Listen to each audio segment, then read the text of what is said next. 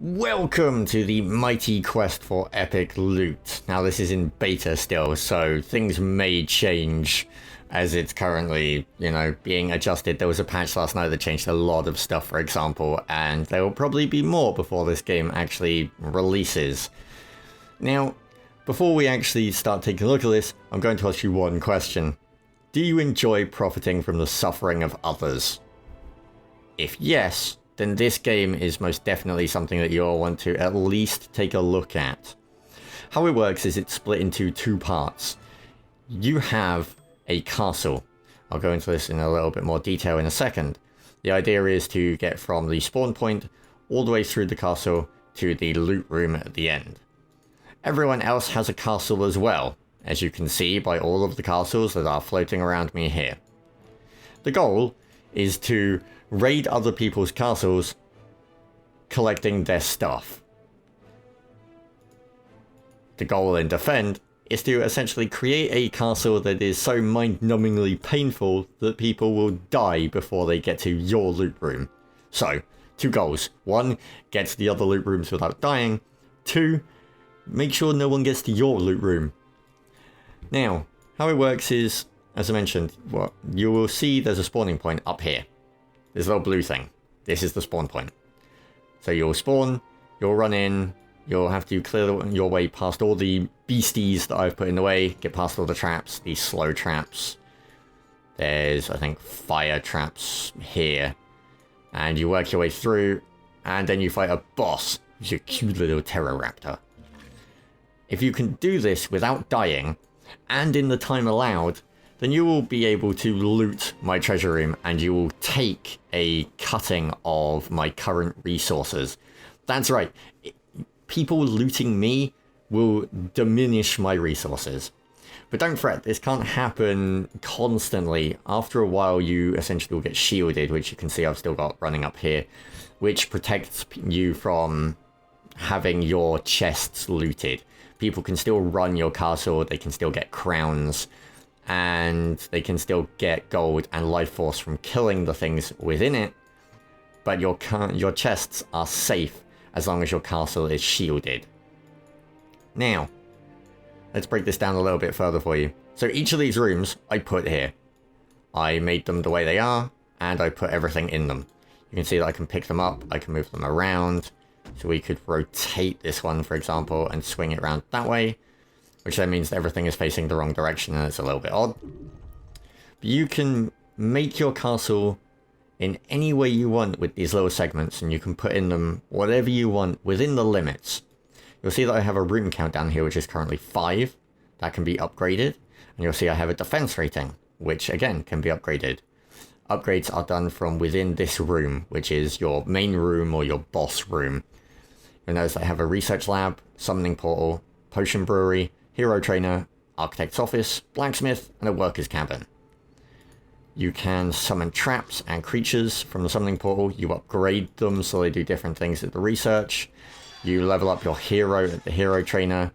The architect's office allows you to have more room capacity.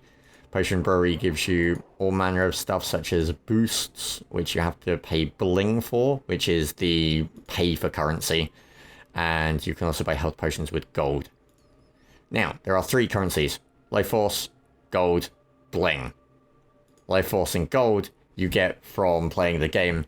Bling you can get small amounts from playing the game, but it's mainly the pay currency. You'll see that certain things like the worker cabin, for example, I can only pay for.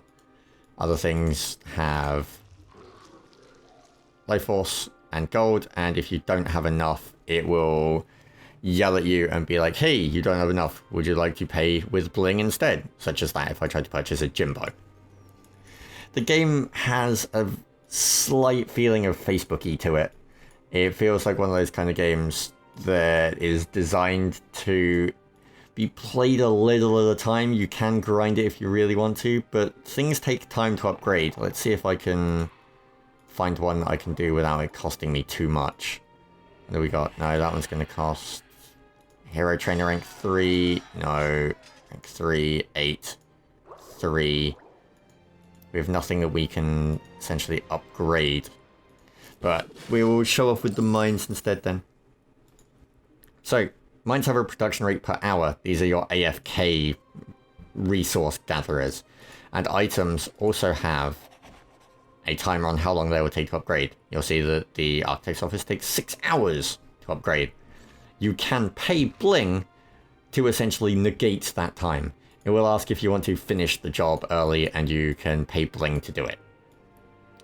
And it won't let me go up to the highest point in my castle, which is slightly problematic. We are stuck.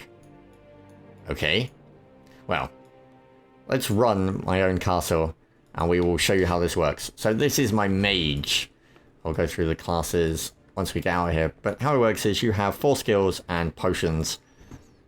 And the goal is to not die and get through in time. You'll see the timer in the top right-hand corner. Let's take out the Cyclops. We will avoid the trap.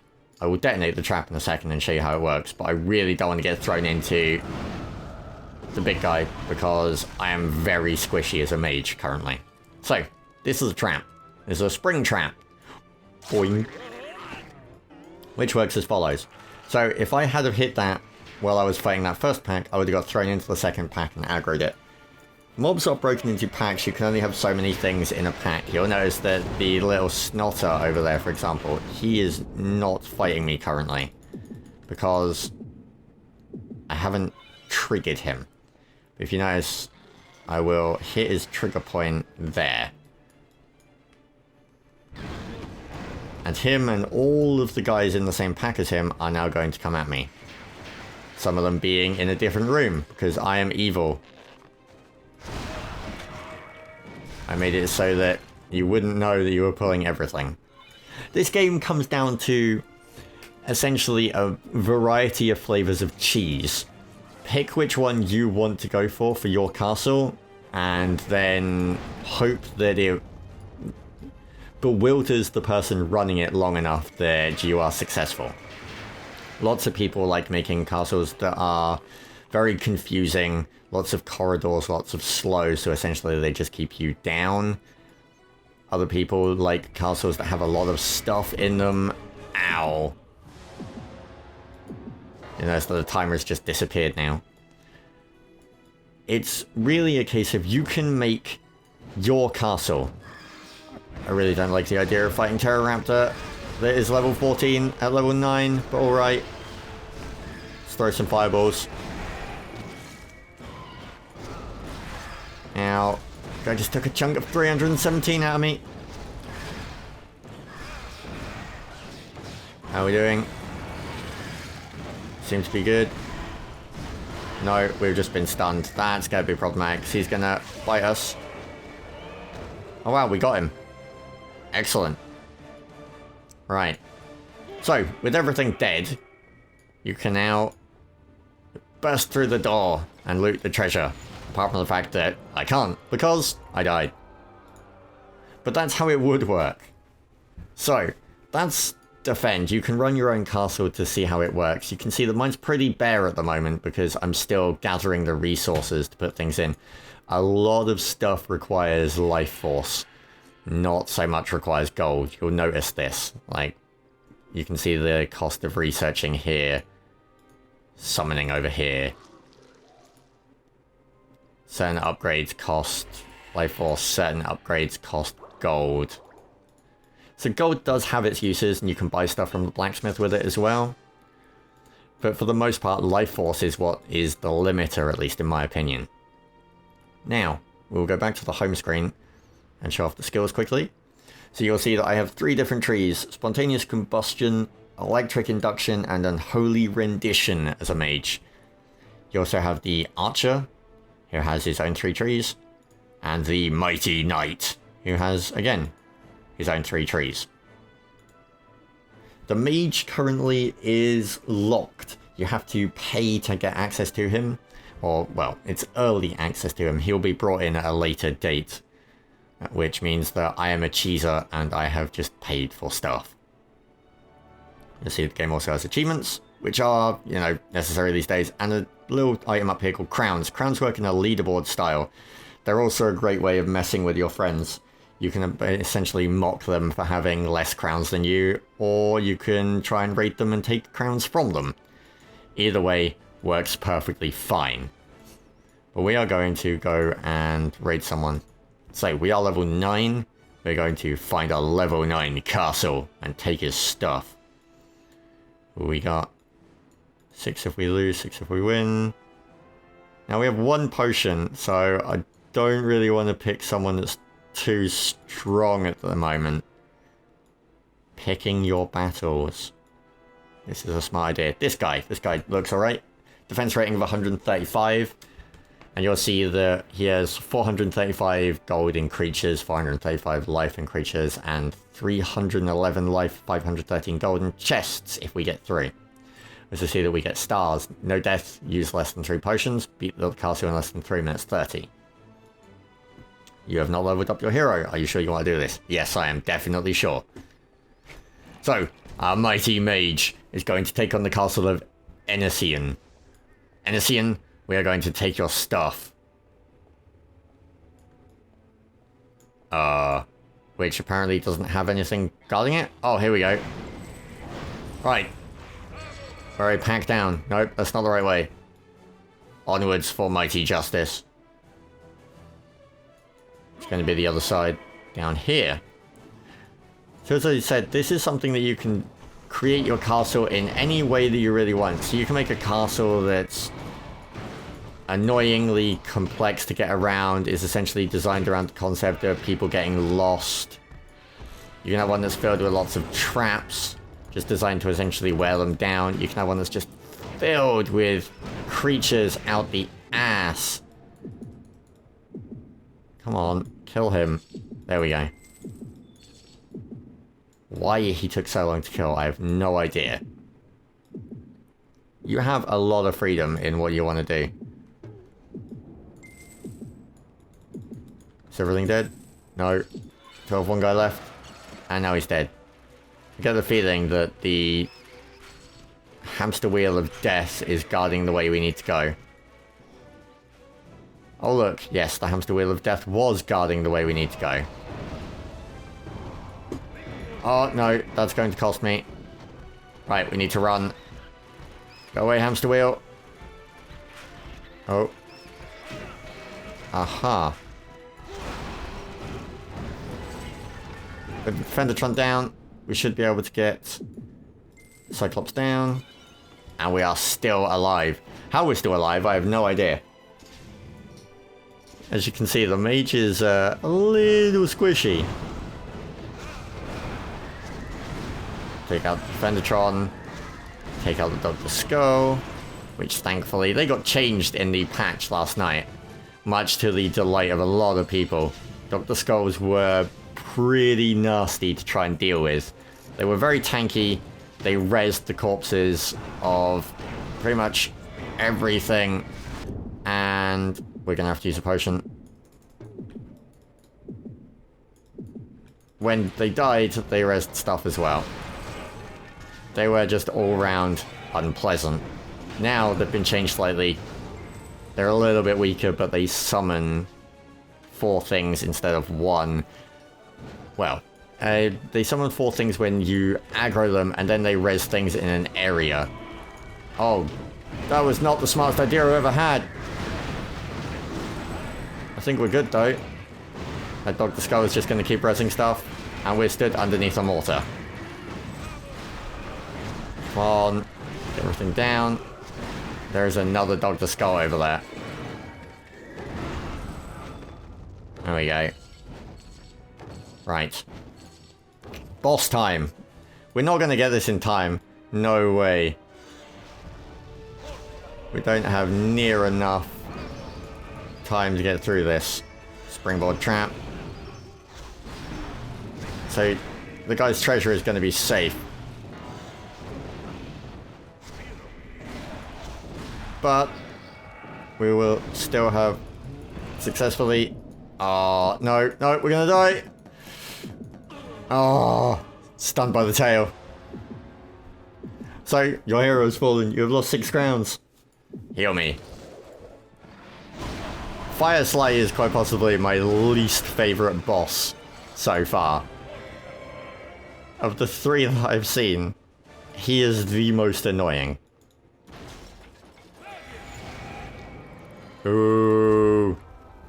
We don't get to loot his stuff. Our magic was not strong enough. Let us pick on someone else. What do we got? 155. We will roll for more castles. Same guy. Bellastas. Maybe? Ratman? Let's see if we can go Ratman. Yes, we can.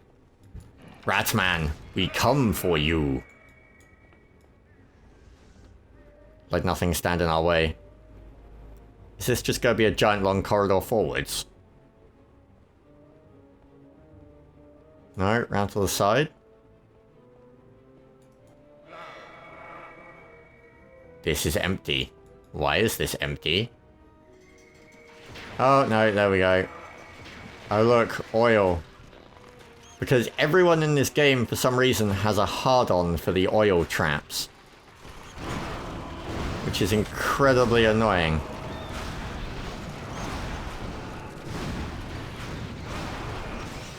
Right, come on, get the Defendertron down. Another Defendertron. Your mighty armies, no, not fire! Suck it! Everything is dead. Ha ha ha ha ha. You may be a Defendertron, but you are weak on your own. I'm also out of mana. So the mage regenerates mana by moving, which means that you can't just stand there and spam spells. Can we get this Dr. Skull down? There we go. That worked well.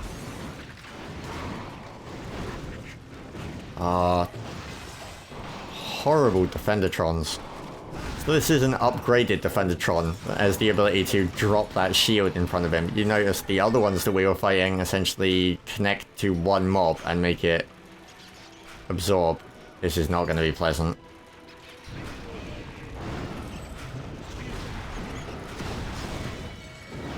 There we go. That went a lot better than expected. I was really thinking that PE was going to hurt us way more than that. Oh.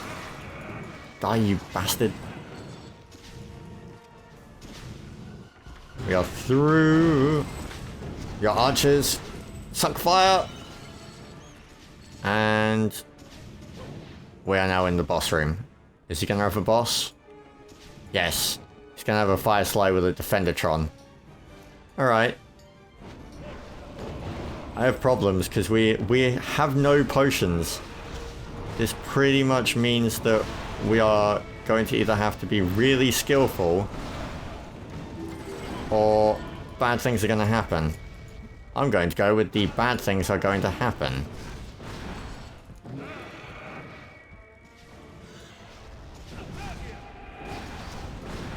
Come on. Come on. Oh. Ow. He caught us. And the mortar trap is also hitting us.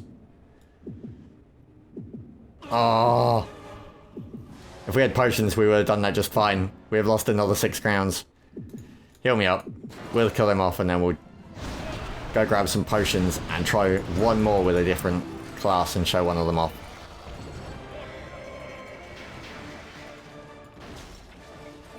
So there you go. The mage is pretty strong. I will admit that.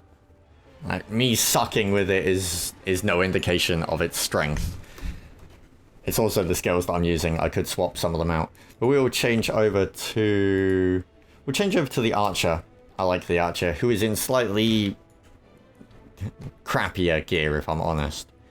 And we will roll castles again. What do we have? We need something... let's go for a level 7. Should be nice and... Yeah, there we go. A little bit something easier for the poor archer. I don't have roll on this guy.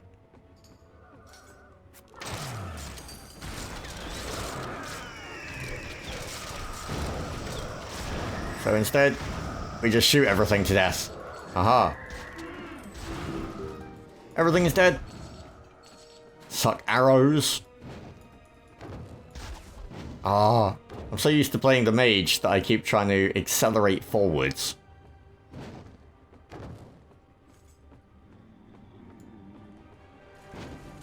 Which doesn't work. You cannot accelerate forwards. You don't have that skill, idiot. Ah. A kingdom for roll. All of the gold in my castle for roll.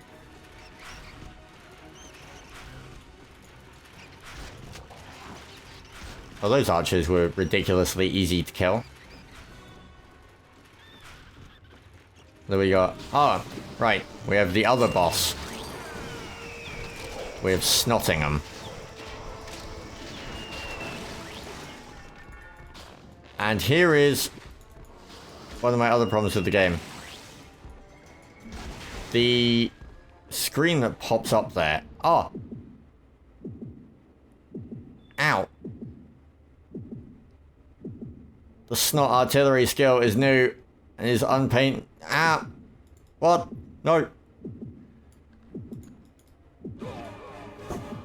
Wow, he gained a new skill. Oh, that's not fun.